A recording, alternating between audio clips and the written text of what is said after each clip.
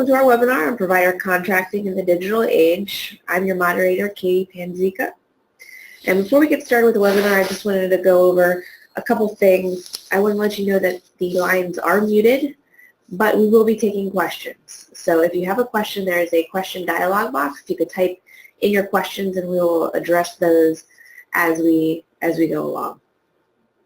The webinar is being recorded, so you will have access to this webinar afterwards to review anything that you may have missed or share with a coworker and use it as a tool to reach back out to us as well. I would like to introduce our presenters. Today I have with me John Swisher and Mike Walker. John is CareWorks Solution Development Manager. He's worked as a trusted advisor with both healthcare providers and payers for close to a decade. His responsibilities include designing enterprise-class case management platforms, integrating with industry-leading EMRs, and developing technology roadmaps for the interconnected healthcare ecosystem. And I also have with me Mike Walker, and Mike comes to us as a healthcare payer industry expert. He brings over 30 years of provider and health plan management experience. Mike served in a variety of leadership roles during his 18-year tenure with Medical Mutual, which is an Ohio-based regional health plan. Those roles included Director of Network Contracting and Provider Relations, Vice President of Medicare Markets, Vice President of Sales for Large Government Accounts, and as Vice President of Health Informatics. Mike also led hospital and ancillary contracting for Aetna Health Plans in Ohio. He was also responsible for health plan contracting and business development for the Cleveland Clinic Foundation and Metro Health Medical Center. So Mike's varied background in health plan and provider organization offers a broad perspective on the challenges that face today's provider contracting organizations, and we're very glad to have Mike with us today to get his experience and views within the state of the industry. So with that being said, I will turn it over to John and Mike to get started. Okay, thank you very much, Katie. This is Mike Walker, and I'm going to be one of your co-pilots today as we fly through this 30-minute webinar. You can see on your screen, hopefully, what we're going to be talking about today. And I wanted to start off by saying there's a lot of buzz in our industry about digital transformation. Obviously, that extends to many different industries. And really talking about we're going to be talking about how digital solutions can improve enterprise productivity and results. Today, specifically, we're going to be looking at an integrated digital provider contracting tool and looking at the functionality and discussing how it will improve performance in the contracting process. In a moment, I'm going to just provide a very high-level overview of the current provider environment from the perspective of building provider networks. And we're going to summarize, and you could probably add to the list, double or triple it, but we're going to summarize a lot of the challenges that you face in managing the provider contracting process in this environmental context. So as we get started, I would just ask you to think about, over the next 30 minutes, these questions. As you're looking at this application, can you see it lowering the cost that you invest to recruit and maintain a provider network? Can you see it improving your network build and recontracting deadlines? And can you see it improving your contract compliance, lowering your contracting risks? For those of us who have been around a while, we certainly realized a while ago that gone are the days when the provider plan contract was, while it wasn't real easy to execute at times, it was pretty straightforward. Providers fell into fairly discrete and typical types. Hospital, physician, ancillary contracts were standardized. Reimbursement models were principally based on fee-for-service. And as we all know, today's contracting environment is much more complex due to the rapid changes in how physicians or health systems, I should say, are organizing. And there certainly are a number of stakeholders that are driving the move from pay-for-play reimbursement models to those that incent reward results related to total cost of care and quality outcomes. And to demonstrate this point, there was an article that appeared in Forbes in February of this year interviewing many of the large health plan leadership, some represented Aetna, United Healthcare, and Anthem, and all reported that their value-based reimbursement accounted for roughly 45% of total medical spend in 2016, and all had great expectations that this trend would continue to grow. So, what's driving this, as we all know, is really what we call payment reform, which covers a number of different interests from a stakeholder perspective, and takes many forms, notably those three general categories that are listed on the slide. So payment reform has many faces, and realistically, it's relatively new. A lot of plans have invested substantial resources in building models that are yet to demonstrate sustainable impact. But I think most organizations today are very committed to moving towards a value-based structure in this environment. It is, however, very much we're in a transitional state, and the research and development nature of a lot of these contract models put a lot of pressure on contracting professionals in developing and executing contracts with various organizations. And in addition, the Affordable Care Act, Marketplace Managed Medicare and Medicaid plans have placed huge added administrative, clinical, and reporting responsibilities on plans, creating very tight regulatory requirements. And the plans are struggling at times to respond to these things in such a way that they can protect future revenue streams. Health plan revenue is, in fact, as we all know, tied directly to such government-sponsored incentives as STARS, patient risk adjustments, and this just creates added incentives for plans to align provider contracts and their reimbursement methodologies to those drivers that are affecting health plans. Finally, the provider environment and landscape has changed rather precipitously over the last several years. Provider organizations have become more complex for sure. The trend seems to be vertical integration and alignment, either through direct employment or through contract relationships. More physicians are joining fully integrated health systems. The percentage increased from 44 to 50% between 2008 and 13, and hospital-owned practices increased from 16% to 29% during that same time period. Those statistics are from a Rice University study. In addition, smaller group practices, the concentration of smaller group practices has declined, and larger group practices are growing from 29 to 35% for those groups who employ 100 or more physicians. And those statistics were published in Health Affairs in 2016. And I did want to comment, the growth of ACOs has been rather precipitous in recent years, as you likely know. Between 16 and 17, we saw 11% growth in the presence of ACOs, and those organizations now cover 32 million Americans in commercial Medicare and Medicaid plans. So this is that list of contracting challenges that I talked about earlier. Again, it's a sampling of the kinds of challenges that I think all of us face every day. We are definitely seeing contracts that are more complex and more sophisticated providers when coming to the table to negotiate a contract. Workflows have become considerably more complex, and operationalizing contracts is equally complex.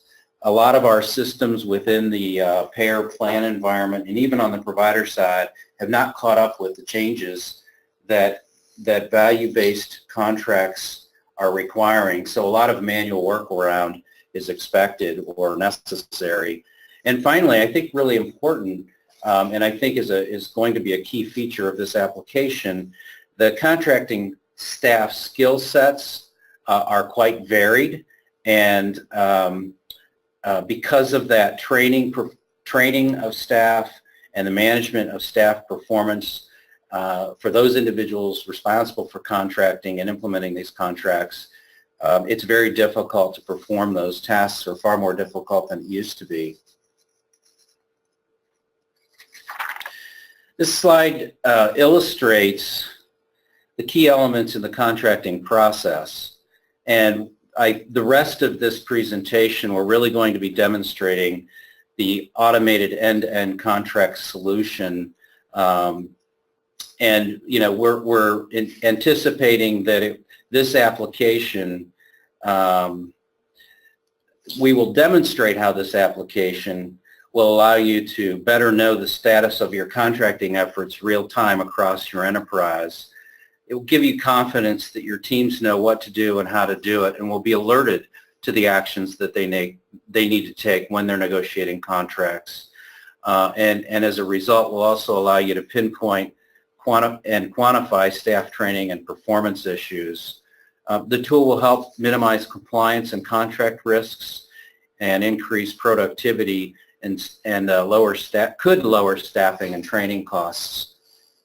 One of the elements or items that is really critical is holding your organizations and to a higher level of accountability as we try to complete contracts in this environment.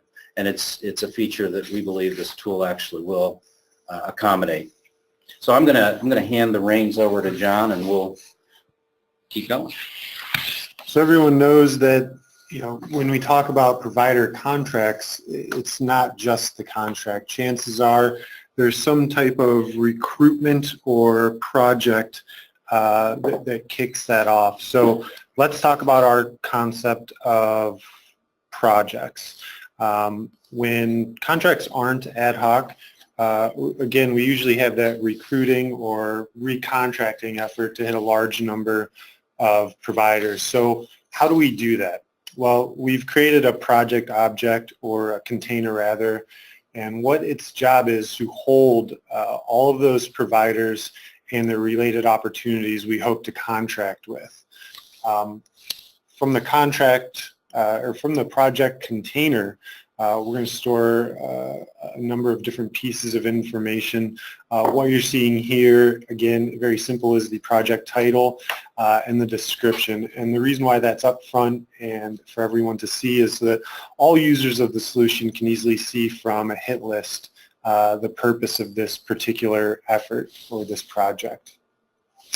As we kind of move around through the project screen, another couple things you'll see are the tier and the priority at which this project, again, whether it be a recruiting effort, a recontracting effort, etc., should be prioritized.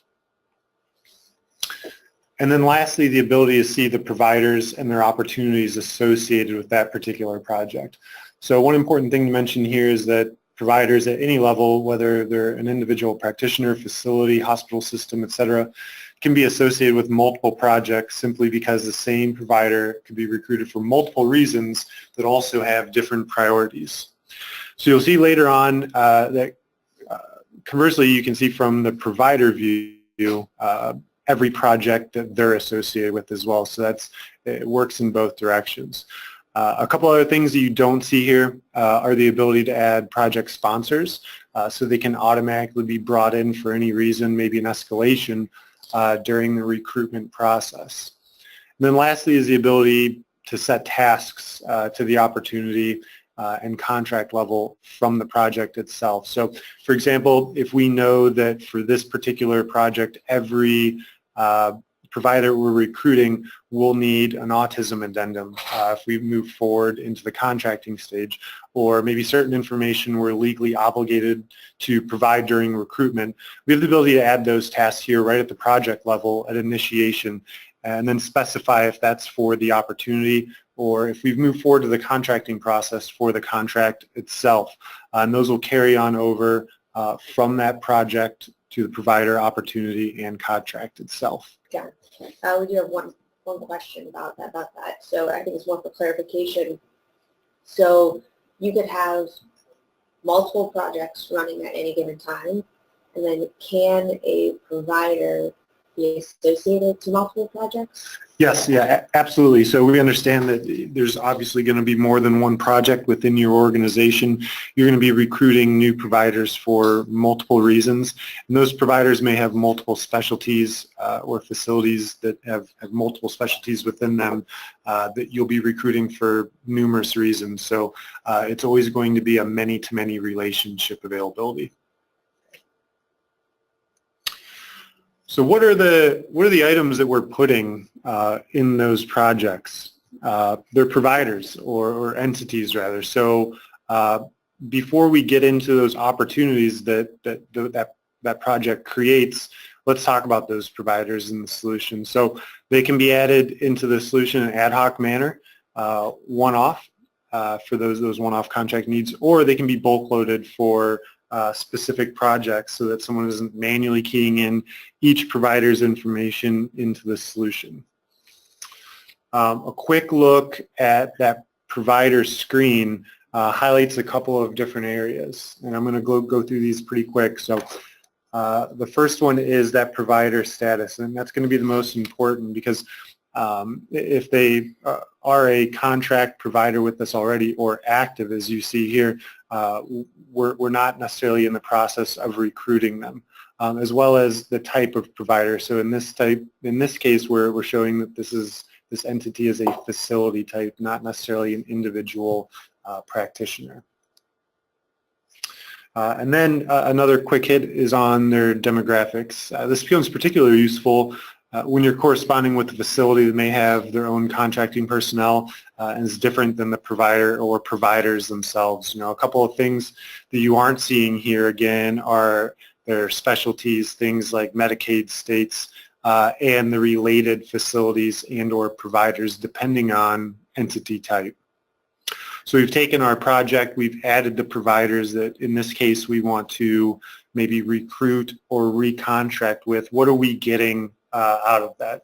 Well, those are then going to create our opportunities. So again, we brought in that bulk list, and then now because of that project, we've created an individual opportunity for each one of those providers for whether it be your recruiters or your contract admins in your organization for them to work individually, and those can be assigned in any fashion, whether it be entity or provider type or specialty or something as simple as round robin or leased in queue.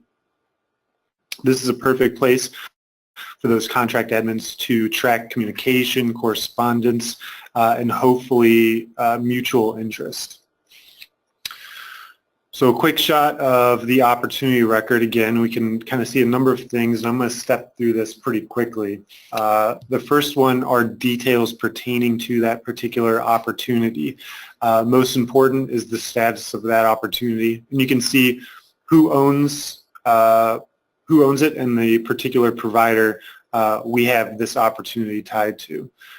You can see here it's active, meaning that we have not yet begun to contract with them. Ultimately, the opportunity will either be closed or converted into a contract container, again, if we feel that we should move forward with that particular provider. Any tasks or work items that we brought over, so if you remember me mentioning those different tasks at the project level, those will be brought over, and you can see those here again on that opportunity screen. You know, this is in combination with what we're calling pre-configured tasks that are specific to your organization and the type of opportunity this is, depending, of course, on provider type, specialty, geographic area, line of business, et cetera. The list goes on and on. And then also the availability to track your recruiter or admin's interactions with the provider here. So once these are opened up, there's an additional place for further notes so that we can track those and have that accountability and see the entire story of that opportunity from beginning to end. So once we've deemed that, there's mutual interest from both sides, or both our side as well as the provider, and moved our opportunity into the contracting phase, and that opportunity has been converted into a contract container, you're going to notice that we're automatically creating and adding the standard draft contracts, attachments, and rate sheets, again, based on the provider type, specialty, geographic area, line of business, etc. So you can see that in the all folders. We have one item in each of the draft contracts, contract attachments, and rate sheet folders. Now, I want to make sure I'm pounding this in that those were automatically created. A user wasn't necessarily responsible for populating them or uploading them to the contract container. So let's get right into the actual contracting process. We have our contract documents. We want to get them out to the provider as soon as possible for them to review so we can begin possible negotiation. How are we doing that? How do we share those contracts with the provider? You can see from this screen here that our enterprise file sync and share details have been populated, and then an automated email has been sent out to the provider with a link to the cloud storage site with their particular contract documents. Now, the nice thing about this solution is that the provider is given a URL to upload the contracts to if they see the need for any changes to the language, modifications to the rate sheet, et cetera. And again, that all depends on your organization and whether or not you want to even give them that ability, and that's per document as well. So once the provider has had some time to review those contract documents, they'll and change them possibly. Within that upload link, as soon as they place those documents in that link provided, they'll be ingested directly back into the solution and routed right back to the contract container, and the contract admin will be notified. So, gone are the days of the contract admin looking for emails or checking on the status of certain contracts. The solution is, it's not passive. It's going to reach out to that admin and remind them that we've received documents pertaining to this container. So for those who have dealt with provider contracts before, I know one area that admins are spending a decent amount of time on is comparing the original documents sent to the provider to what they may have sent back, especially since not everyone uses track changes. Regardless, our solution will create a new revision of each one of those documents and allow you to compare the two, and the changes to the documents will be highlighted for you all within the solution, so you can definitely see with ease what differences are between the original, and there's no investigation necessary. So once that negotiation phase has been completed, and trust me, I understand I'm going through this fast and it's not always this easy, but I want to make sure that I'm highlighting the different aspects of the solution for the folks on the line. Again, once that negotiation phase has been completed and the contract admin will then want to send it to the appropriate parties for both internal review and approval. The approvals will be tracked within the solution, and then it's time for execution of that contract. So utilizing the built-in integration with DocuSign, the contract admin can specify each party's signature location, signature order, and delivery order as well. And just like the enterprise file sync and share portion of the solution, once those signatures have been completed, the solution will ingest the now signed contracts and move them forward to the next step. The provider will also receive a copy of the signed contracts automatically via that integration with DocuSign.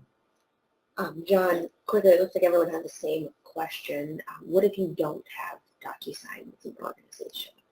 Yep, that's perfectly understandable. What we wanted to make sure we were doing was highlighting the best-in-class electronic signature solution and our integration with it. If you still want to perform or have the flexibility of doing wet signatures as well, the solution can be modified very easily to allow for the distribution and ingestion of those wet signed documents. Great, thank you. So now that the contract's been executed, our next step is to kick off the provider implementation checklist, which is, it's going to be a pre-configured list of tasks for departments across the organization to complete, even out to things like onboarding tasks for human resources, make sure we're getting any documents we didn't get necessarily through the credentialing or contracting process to getting them, even a key card or insurance type documents, all the way to, provisioning for IT related items, getting them access to the IT network, getting them logins, things like that. The best part is that you as the business get to create and modify this list of tasks as your organization changes to meet new business needs, every single day. So the nice part is there isn't a reliance on IT to change those lists. The only thing you have to do is have that account manager or contract admin monitor that list and make sure the folks that are tasked with certain items are completing those.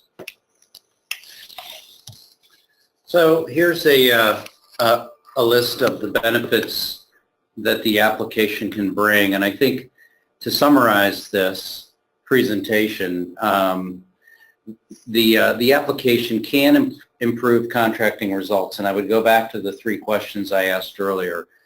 It can help lower the cost to recruit and maintain the network. It can help meet network build and recontracting deadlines and project expectations. And finally, it can improve contract compliance and lower the risk of contract risk, actually. So with that, I think that concludes the formal presentation, and we're definitely interested for additional questions. Yeah, we'll hold the line open. As I said, if you have any questions, continue to just type them in and we will address them as they come up. However, if you don't have any questions, this is recorded. We will be following up with everyone that's on the webinar. So if questions come at a later date, we're definitely you'll have access to us to ask those and have a good conversation. So we really appreciate you joining us today, and we hope to talk to you soon. Thank you.